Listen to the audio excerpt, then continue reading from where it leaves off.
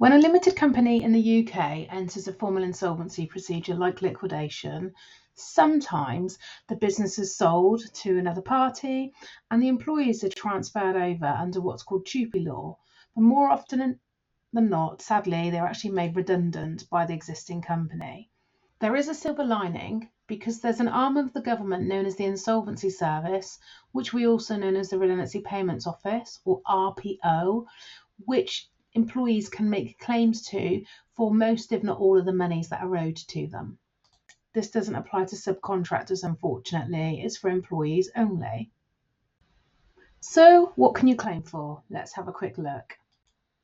Wage arrears, holiday pay, notice pay, redundancy pay, and pension contribution shortfalls. You can also claim for some employment tribunal monies that have been awarded. Let's have a look at each of these now in a little bit more detail, starting with wages. So first of all, you can claim for up to 8 weeks wage arrears. Currently, this is capped at £643 per week, and those payments are subject to tax deductions at the standard rate. Next, we've got holiday pay.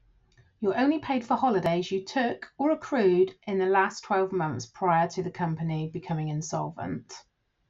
And you can only claim a maximum of 6 weeks. Again, this is capped at £643 per week, and again, it's subject to tax at the standard rates. Moving on now to notice pay. You are entitled to claim 1 week for every year you've worked for the limited company. This is capped at 12 weeks. Again, it's capped at £643 per week. One point to note is that any notice you're entitled to will be mitigated by any benefits that you claim for or are entitled to claim for. Next, we've got redundancy. So in order to be entitled to redundancy, you need to have worked for the company for at least 2 years. And then the amount that you're entitled to gets a little bit complicated. You get half a week's pay for each full year if you're under 22, 1 week's pay for each full year you were employed between 22 and 40 years old, and 1.5 weeks pay for each full year you were employed from 41 or older.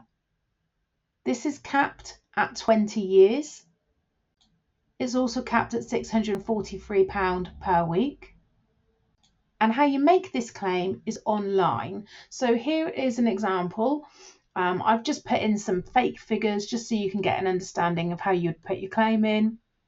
Go on the government website, you tell it what date you were made redundant, how old you were on the date you were made redundant, how many years service you've got for the employer, what your weekly pay is, and then it will automatically calculate the payments. And these can sometimes actually be quite large sums depending on how much you were paid and how much service you've got with that employer.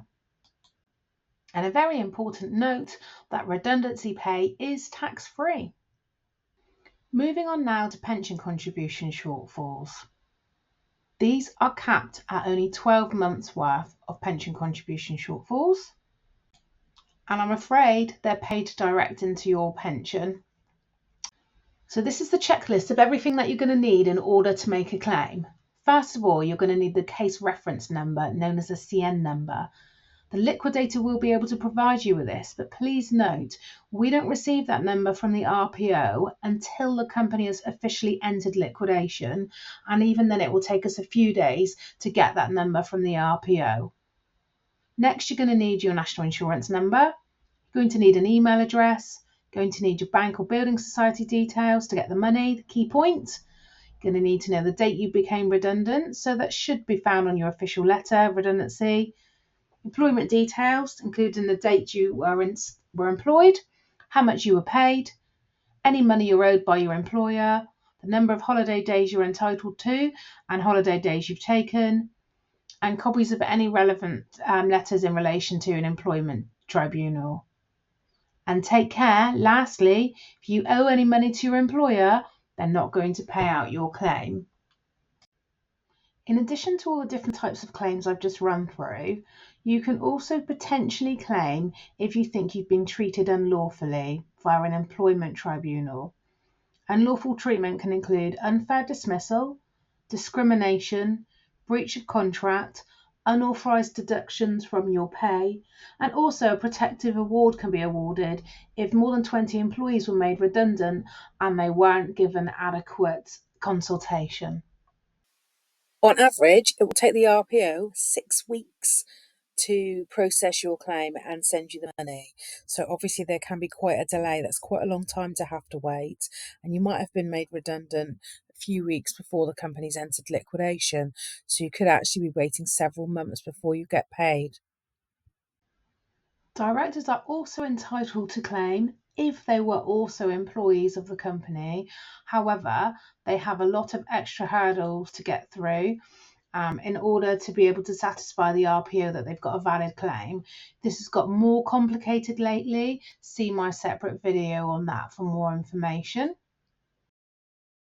Ideally, a director, if they need some help with their claim, which they often will, do have a contact who can help them with that. So if you're a director watching this and you're also an employee and you think you might be entitled to make a claim for some monies, let me know and I'll pass you on to my contact.